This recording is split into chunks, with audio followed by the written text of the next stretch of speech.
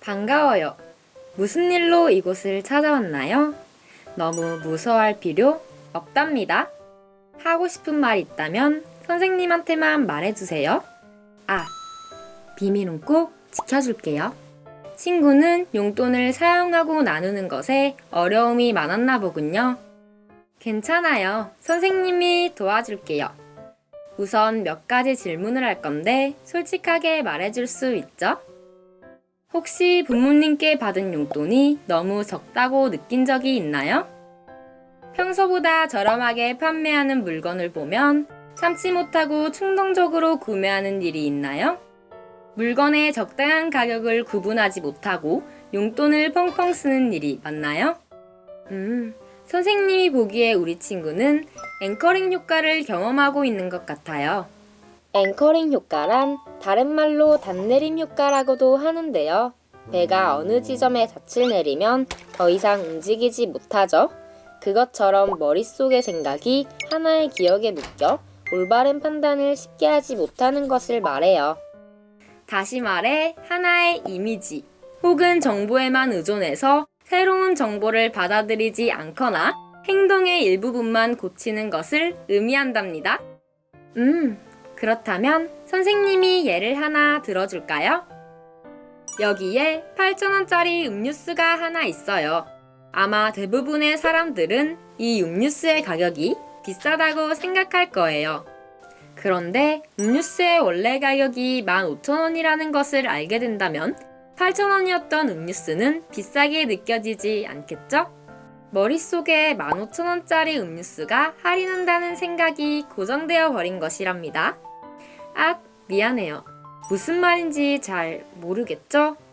선생님이 전래동화 호랑이와 곶감을 읽으면서 다시 설명해 줄게요.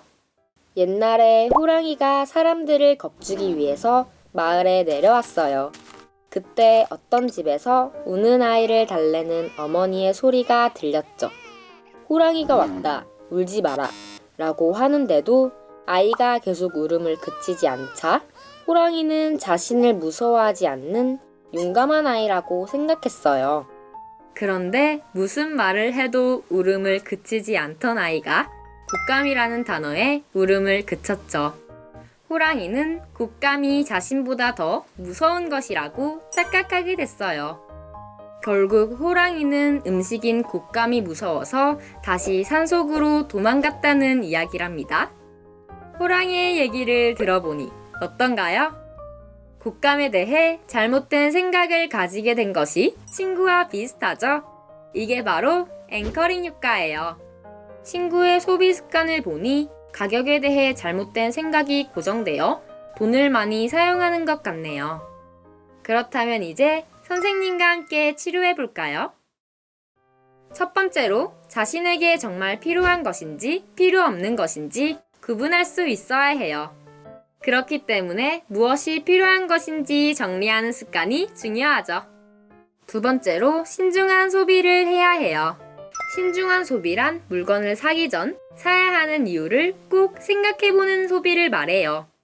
세 번째로 물건을 구입하기 전에는 철저한 조사를 해야 해요. 원래 가격은 어떤지, 어떤 곳에서 가장 저렴하게 판매하는지를 꼭 따져봐야 합니다. 선생님이 친구의 올바른 소비를 위해 작은 선물을 준비했어요. 바로 용돈 기입장이랍니다. 용돈 기입장은 올바른 소비를 위해서 꼭 작성해야 한답니다. 돈을 어디에 사용했는지 한눈에 알아볼 수 있기 때문이에요. 용돈 기입장을 써보는 것은 처음이니 선생님이 사용법을 알려줄게요. 여기에 사고 싶은 물건을 먼저 적고 옆에 메모칸에 사고 싶은 이유와 가격을 적어주면 돼요. 아주 잘했어요. 직접 써보니 어떤가요? 이렇게 써두면 용돈의 쓰임을 잘 볼 수 있답니다. 앞으로 용돈을 사용하기 전에는 용돈 기입장에 먼저 써보도록 해요. 선생님이 알려준 대로 노력해볼 수 있겠죠? 받은 선물은 잘 사용하는지 선생님이 다음에 만나면 물어볼 거예요. 앞으로도 비밀 친구가 필요할 땐 언제든지 찾아와도 된답니다. 수고했어요. 안녕!